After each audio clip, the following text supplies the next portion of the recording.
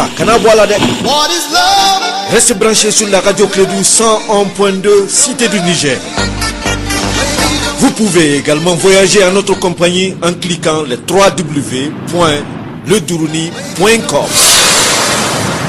La radio Clédou, toujours au cœur de grands événements. Les sports, les infos, la musique, l'actualité, le tout amusé et servi à chaud pour vous sur Radio Clédou.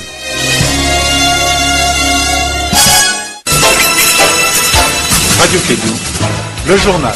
Avec Sotelma Malitaire. Mesdames et messieurs, fidèles auditeurs, et condition de clé de sa matinale, très heureux de vous retrouver avec un bonheur. Nous sommes là le matin de bonheur pour vous servir. Voici le journal première édition de la matinale. Nous sommes aujourd'hui mercredi 21 novembre l'an 2018, il est 7h en temps universel, il est de retour, il s'appelle Bakary Sissé, il va présenter le journal. Bakary, bonjour et bienvenue à toi. Et merci Abdoulaye, bonjour à toi, bonjour à toutes et à tous, bienvenue dans cette édition, la première de Clédou Info. Dans ce journal, nous allons parler de la conférence de presse organisée par le FCD, la COFOB et autres associations qui portent désormais plainte contre, avec constitution des partis civils contre le Premier ministre et autres ministres. Ils vont boycotter également les séances d'écoute. Dans ce journal, nous allons écouter ensemble Oumarou Mariko, le principal conférencier, propos recueillis par Kassim Traoré. Et puis, il n'est pas question de rentrer à Kidal sans un minimum de garantie. C'est la décision des enseignants, donc de Kidal, le collectif des enseignants de Kidal, mais les autorités maliennes devant leurs responsabilités en conditionnant leur retour à la satisfaction de certaines de leurs doléances qui dorment sous les tiroirs depuis donc plusieurs moments. Mahamadou Khan nous donnera des explications. Et puis un affrontement entre Fama et Dana Ambakusu donc fait près 4 morts et 5 blessés dans les cercles de Koro. C'était le dimanche. Kassim Traoré nous apporteront également des précisions. C'est le titre de ce journal. Le développement dans un instant avec Bakary Sissé.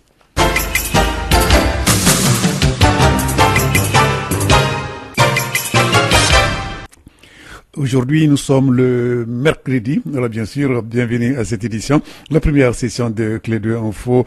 Et aujourd'hui, c'est le 21 novembre 2018. Je le disais dans les titres, le FSD, la COOP et l'association donc ont animé une conférence de presse ici à Bamako suite à la répression de leur meeting. C'était le vendredi dernier par les forces de l'ordre. Cette organisation porte désormais des plaintes avec constitution de partis civils contre Soumaïlou Boubouyi Maïga, le général Salif Traoré, le commissaire divisionnaire Siakade Sidibé, le directeur de la police du district et le commissaire principal Sirman Diba Tangara, commissaire du premier arrondissement. En plus donc de ces plaintes, les partis politiques membres vont boycotter les séances d'écoute et les députés vont interpeller les ministres de la justice et celui de la sécurité. Nous allons écouter Oumarou Mariko, président du SADI, principal conférencier. Face à l'arrogance d'État et aux velléités autocratiques du régime, nous ne resterons pas les bras croisés. Aussi allons-nous initier dans les heures ou jours qui suivent les actions suivantes. Au plan judiciaire, des plaintes avec constitution de partis civiques seront lancées contre Soumaïlou Boubouyi Maïga, le général Salif Traoré, le commissaire divisionnaire Siakade Sidibé, directeur de la police du district de Bamako, et le commissaire principal Sirman Diba Tangara, commissaire du premier arrondissement de Bamako, pour violation de la Constitution et de la loi, coups et blessures volontaires ayant entraîné de graves lésions. Au plan politique, les partis membres du FSD et de la COFOP boycotteront les séances d'écoute programmées par l'Assemblée nationale sur le projet de loi organique relative à la prolongation du mandat des députés. Des députés des deux regroupements d'opposition interpelleront devant l'Assemblée nationale le gouvernement de fait et notamment les ministres de la Sécurité, de la Justice et de la Santé. Nous demanderons une enquête parlementaire internationale, le comité interparlementaire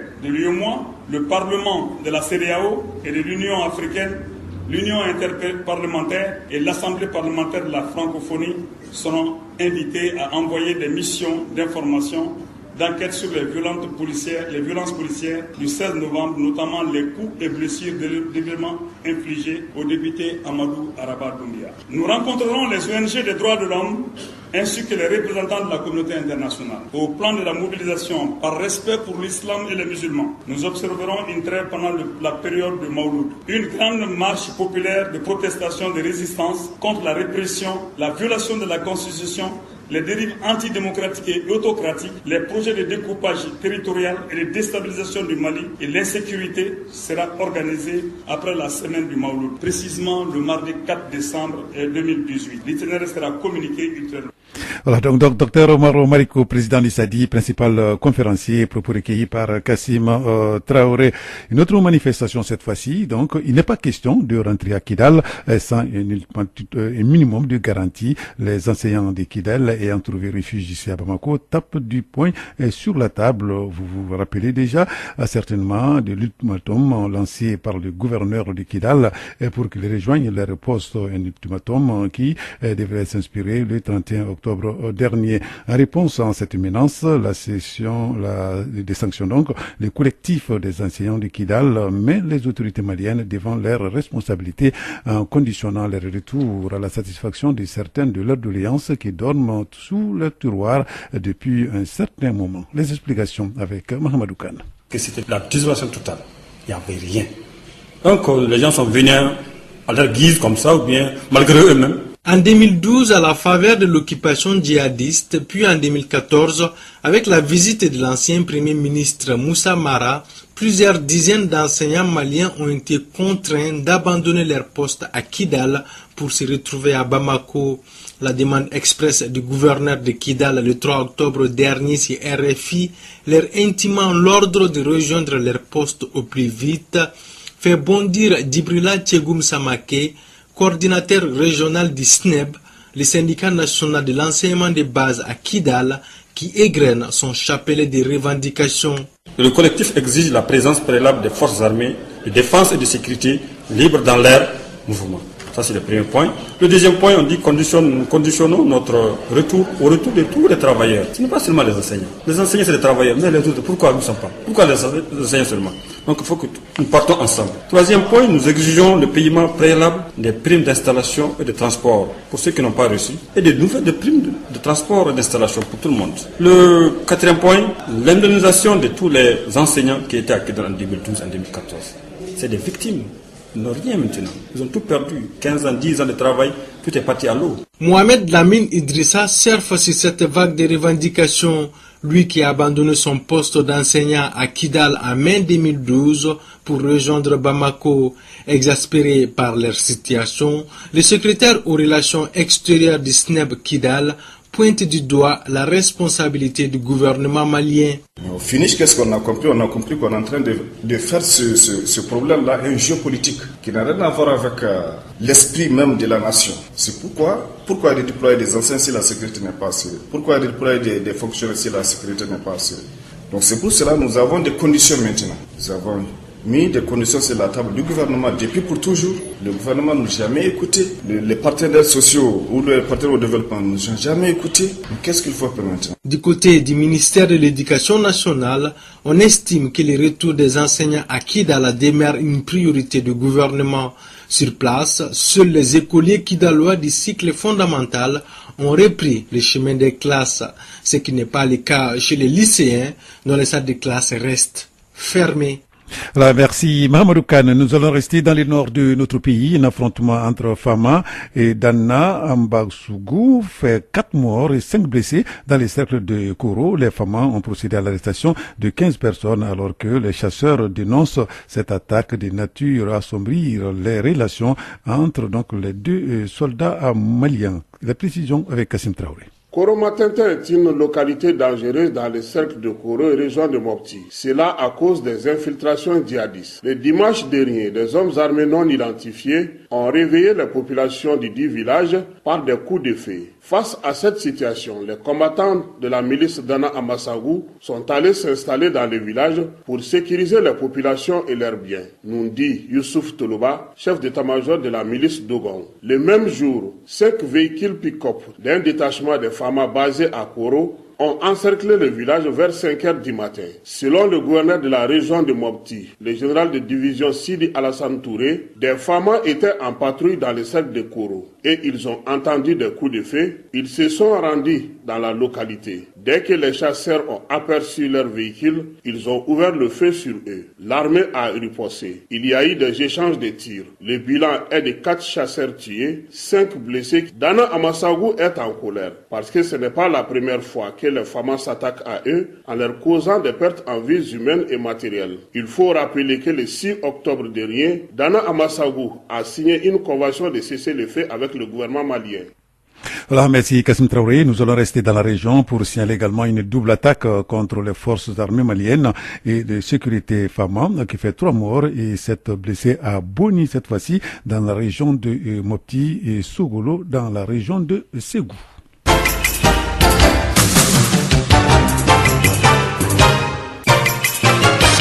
Clédou Info, première édition, 7h passées de 10 minutes dans l'autre studio. Le Mali, à l'instar de la Oumma islamique, a célébré la fête de Mawlud, des prêches, des prières et des lectures du Saint-Coran se sont déroulées dans les différentes mosquées du pays, stades et autres espaces de regroupement. À Bamako et Tombouctou, la tradition a été respectée. Nous allons vous donner les impressions de certains fidèles musulmans, à commencer par les ministres des Affaires religieuses et du culte.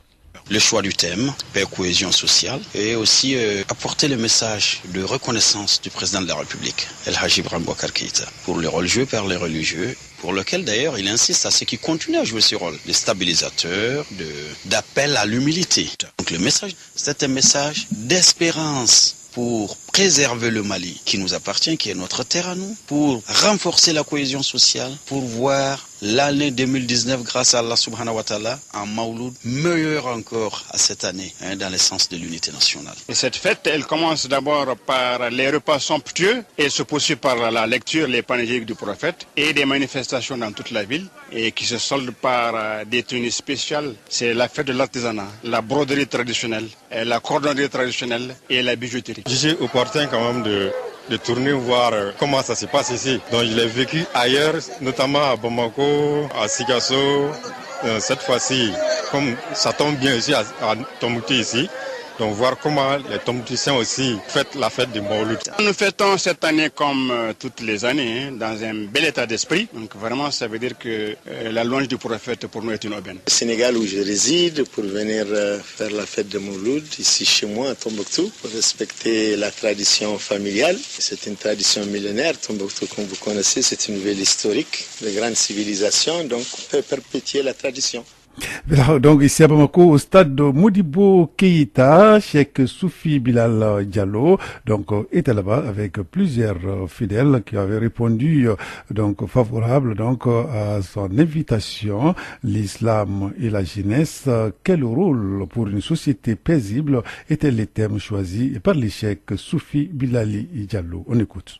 Le prophète Mohammed n'a pas été connu à sa juste valeur. Vous savez que tout être humain est bidimensionnel.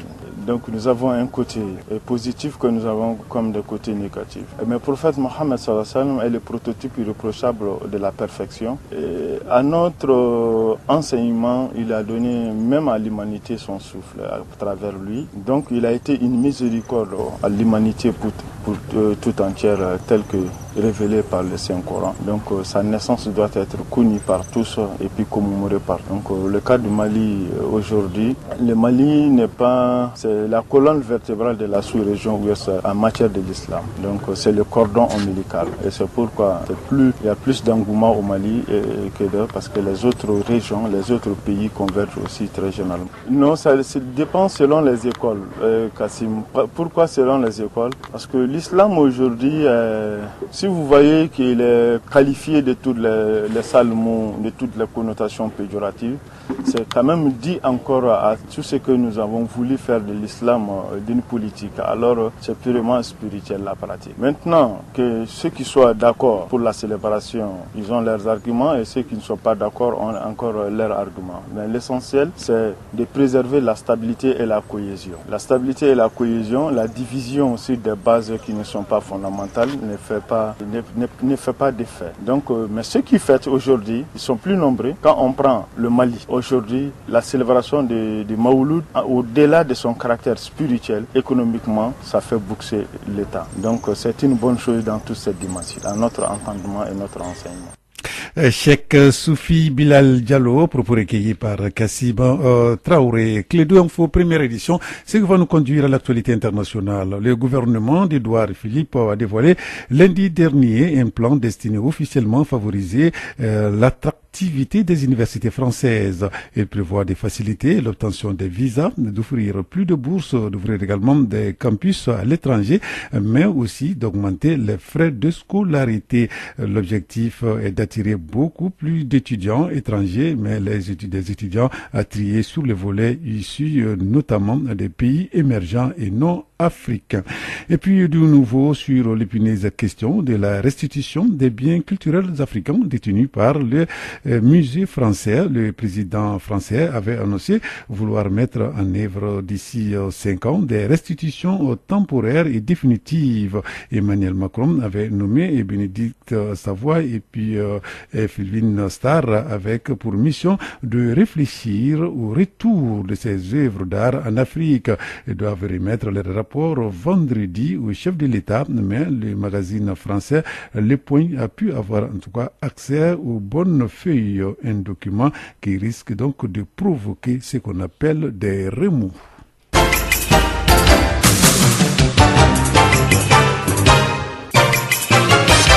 Retour ici au Mali, la cellule d'appui à la réforme des finances publiques du ministère de l'économie et des finances tient à Ségou une session de formation sur la gestion axée sur les résultats CAR et puis sur la budgétisation axée sur les résultats BAR.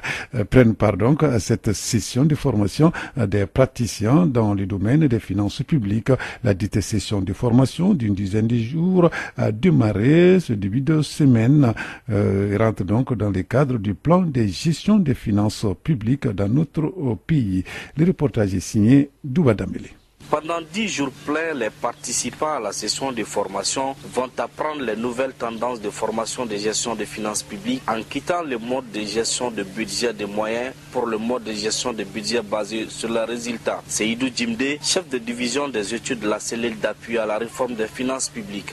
Aujourd'hui, le paradigme, c'est quoi? Quand tu poses un acte public, donc ça doit aller dans le sens de la gestion d'un programme et ce programme doit bénéficier aux populations. Et qu'est-ce que nous disons aujourd'hui? Nous disons que le bénéficiaire doit constater un changement à son niveau pour vraiment dire que nous avons bien géré les finances publiques. C'est ça le résultat. Donc la gestion axée sur les résultats est une gestion qui interpelle les gestionnaires à mettre l'accent sur les résultats. Une façon d'encourager la transparence et la redevabilité dans le secteur des finances publiques. Seydou Djimde. C'est-à-dire moi, fonctionnaire de l'État, on me confie l'argent des citoyens, des projets, des programmes au profit des populations. Je dois rendre compte, voilà ce qu'on m'a donné, voilà ce que j'en ai fait en termes d'utilisation, voilà ce en quoi les populations ont bénéficié. Donc cette nouvelle forme de gestion, nous nous sommes dit qu'on ne peut pas faire cette réforme de façon cloisonnée. Il faudrait encore une fois que tous les fonctionnaires de l'administration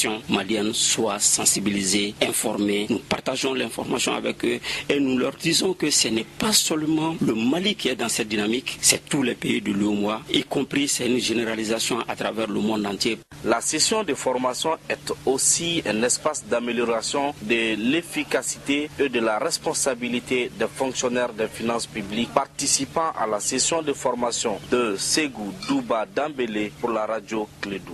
Voilà, merci Douba Dambélé ici à Bamako. Il est 7h passé de 18 minutes exactement. C'est la fin de cette édition, la première des Clédou Info. Merci de l'avoir suivi. Présentation Bakary Sissi, mise en onde Abdoulaye Andan.